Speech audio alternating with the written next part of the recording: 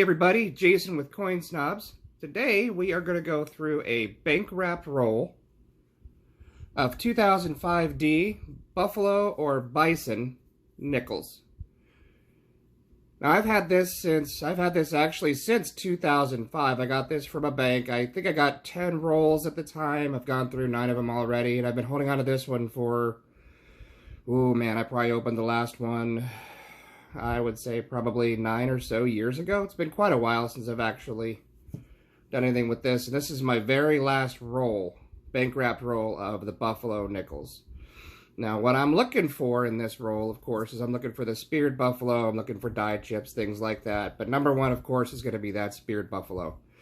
And that speared buffalo is extremely sought after. It's only available in the Denver strikes.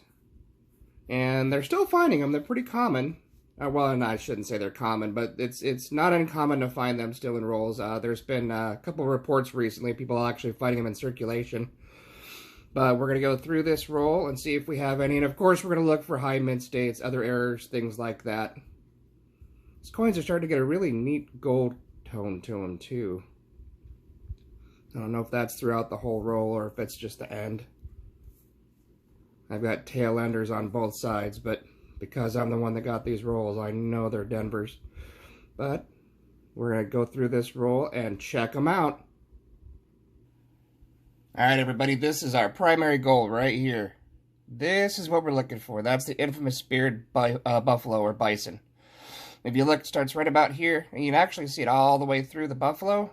It ends right about here. Again, gonna probably look for some mint states too, hopefully get some high mint states, but that right there is our primary goal. Current prices for these guys in a measly mint state 64, you're looking at about 225 bucks, care of PCGS. I haven't checked the eBay auctions lately, but I know that PCGS is going to be really, really close and pretty accurate on their prices. If we get a nice mint state, of course, we're going to have to get at least a mint state 66 to have any kind of value at 46 bucks. Those I've looked up on eBay, and you're looking at about 35 bucks right now, so it's not necessarily all that worth it to get it certified if it's only a mint state 66. But you never know. I mean, you could always get that mint state 67 or higher. Current population reports for PCGS, you're looking at 24 in mint state 66. 193 in mint state 65, which, anyway, as anybody knows, especially with modern coinage, mint state 64, 65 is extremely common. In fact, mint state 66 is becoming even more common nowadays. Mint state 65 plus, there is one. It looks like there's a total of 663 graded. Alright, boring parts out of the way. Let's crack this sucker open and see if we get anything. It's a 14-year-old roll of nickels right here. It's crazy to think I've been holding on to this for that long. Kind of feel bad about opening it, but after this long, my curiosity is kind of getting to me. I didn't find any of the speared buffaloes in the other rolls that I had. But, I mean, you never know. It only takes one, as you saw from those prices. Did find some pretty decent mint states. Like I said, if I get a nice, decent looking mint state, I would like to at least get one of these certified just to kind of remember my rolls, I guess. Yeah, there we go. First time these have seen the light in 14 years.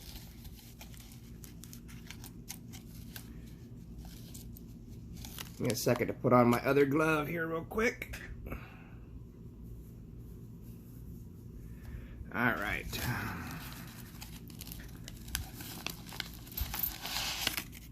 That out of the way. I might actually keep that wrapper. I know, I'm weird, but... Okay, so this first one we know it's an ender. We also know it's not a speared buffalo because we could already see it. Take a look at it real quick with my loop. Doesn't look like the crimper got it, but it's definitely got some bag marks. Really cool looking gold toning.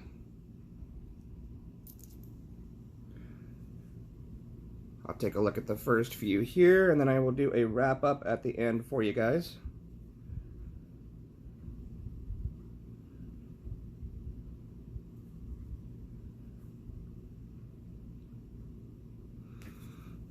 No spear, but just too many bag marks. I don't know if you guys can see it on camera or not, but that gold toning is just amazing. Really cool looking. I really like the gold toning.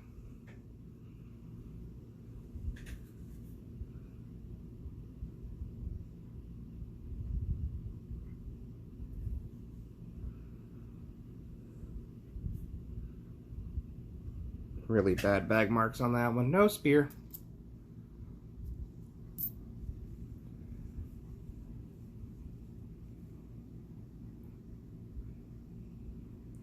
So far, that's a really good looking coin.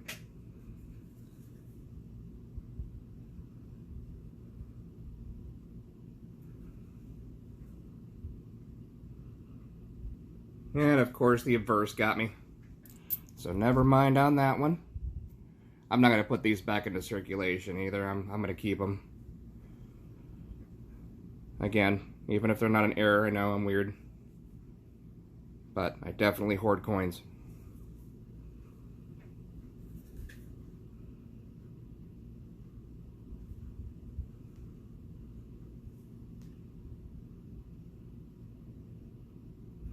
No spear, but that's a really good looking coin. I'm going to keep that one off to the side and we'll look at that one under the microscope. Alright, I'm going to cut it here. I'm going to go through the rest of these nickels and then I will come back with you with a wrap up.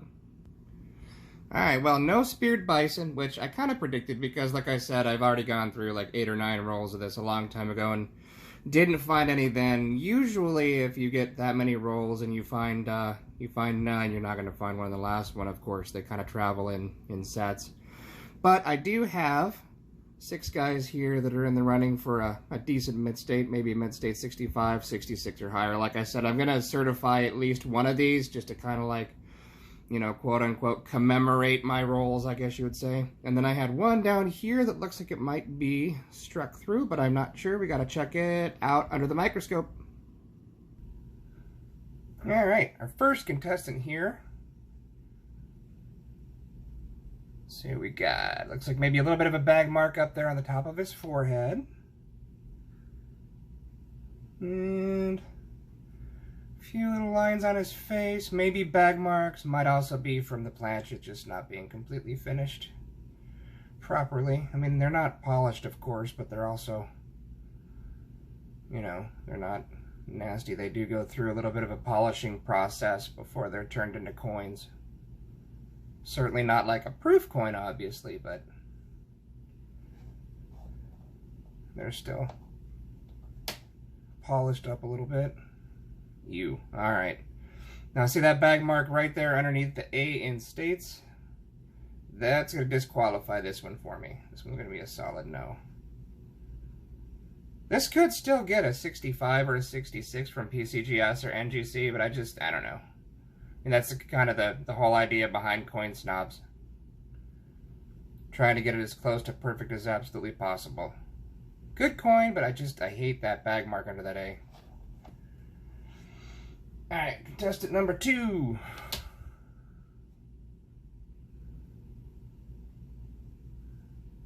Yeah, not bad. Yeah, some bag marks on the face. Probably a planchet defect too. Right there, kind of mid-cheek, but not... Yeah, I don't think that's a bag mark, but he does have a couple of bag marks on his cheek. Let's take a look at the reverse. Might as well be thorough. Even if it's already disqualified, we might as well take a look at it. See, the reverse is pretty nice.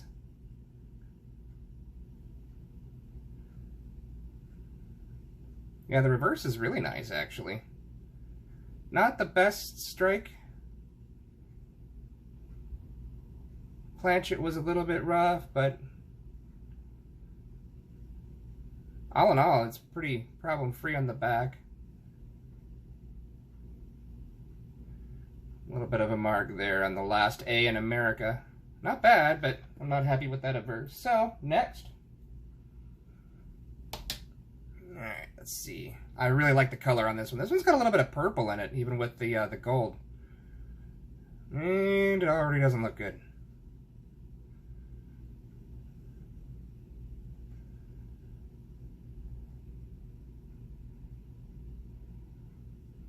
That's a shame.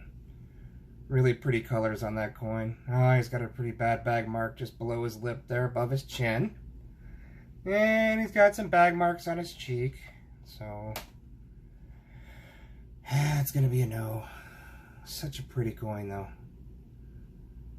Really got some vibrant purples coming out in it.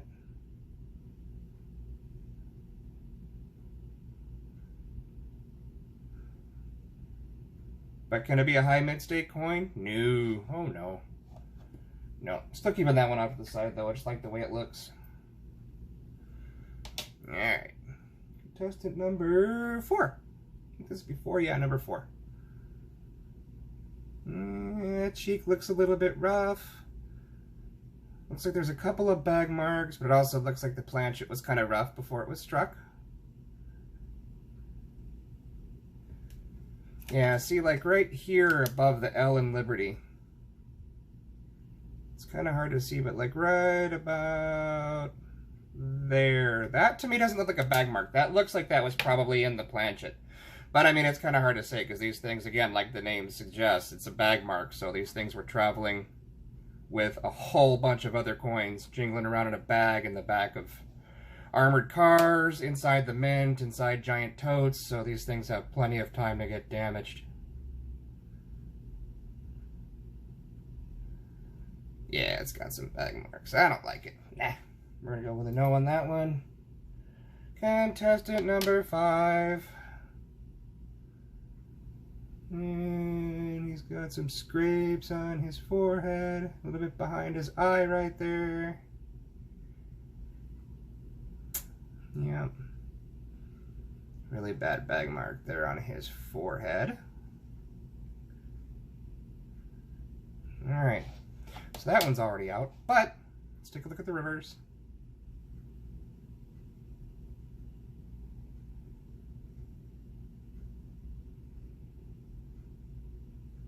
And of course, well, I was going to say the reverse is pretty nice, but right there mid of the, kind of like the rib cage of the buffalo, I can see a couple of bag marks. Right about there, right above that mark. So, nah.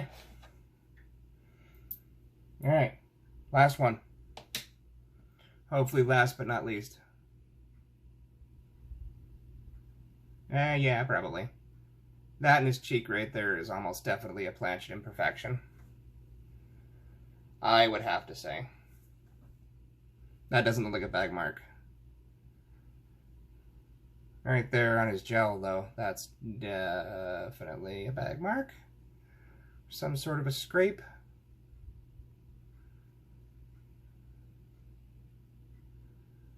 The rest of it doesn't look too bad.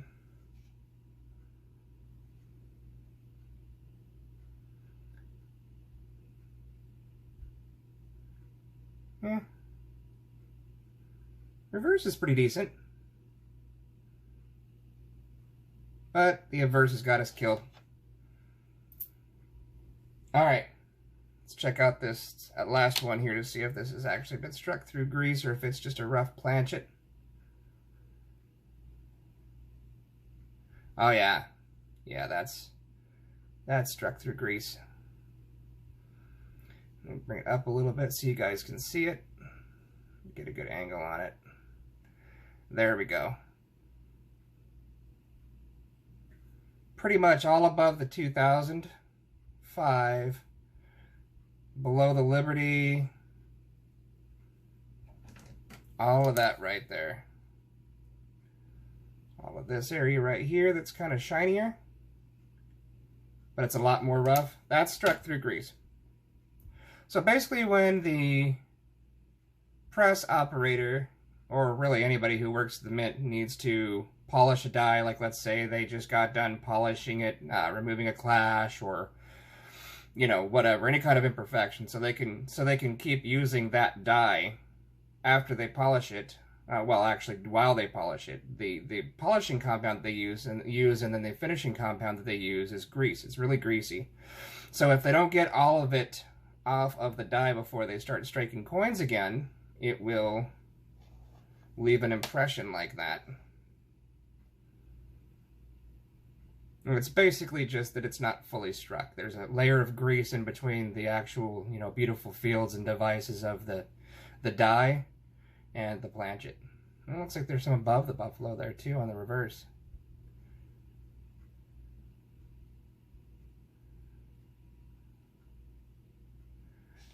But that obverse definitely has some struck through grease, which is kind of cool. I mean, it's not gonna get anybody rich, but it's neat. It's especially neat to see on a newer coin. Newer coins, it's hard to find any kind of an error or whatever. So, not terrible. Alright, to wrap it all up, is there anything here that I should get certified? No, not necessarily. I mean, there was a couple of these here that I actually rejected that would probably go mint state 66, 65 at least, but I mean, that's just not what we're looking for. I mean, if it's not going to be worth the grade, then there's no reason to get it graded to begin with. Except, of course, if you want to keep it for, personal reasons, which is why I'll take the best out of these 5 here and get it certified. I might actually even get this one here that had a little bit of purple on it, just because it's pretty, it's cool. I like the toning. It's striking. So even though it's probably going to go mid state 64, 65, that might be the one that I actually get done, just so I have a piece of my rolls that I held on to for so long. And then of course this one I might send to NGC because of the struck through grease on the obverse and maybe the reverse, but I don't know. I don't think it's really going to be worth it. I mean, something like this, you're better off probably selling on eBay for raw and just taking really good pictures of it so that people can see that it's struck through grease. Might get a few bucks out of it, but I mean, anything's better than a nickel, I mean, it's 6 cents, you're making a profit so long as you're covering all your fees. But anyways, guys, I think that's it for now. I'm going to wrap it up. Like I said, if you guys like what you see, give us a like, drop us a comment, let us know how we're doing. If there's anything that you would like us to, to do different, anything you'd like us to see, I can do instructional videos or whatever. I got a webcam, so we're going to be able to start doing some of this stuff live. I just have to figure out how to use the webcam because, learning's hard and stuff. But as soon as we get that going, then we can actually do some live, $50 hunts, maybe actually find some silver and get some stuff going. But drop us a comment. You got anything to say to us? And of course, please subscribe if you like what you see. I'm doing content every Monday, Wednesday, Friday. If something changes and I'm not able to post that day, I will put it up on the community board so you guys know I'm not posting. Or I might start trying to do stuff, on the weekends and or Tuesdays and Thursdays too, just to kind of get some content out there and kind of get a feel for what you guys are looking for and what we can do. But anyways, I'll wrap it up, and I will talk to you guys, if not tomorrow, I'll definitely talk to you on Wednesday. Have a good day, guys.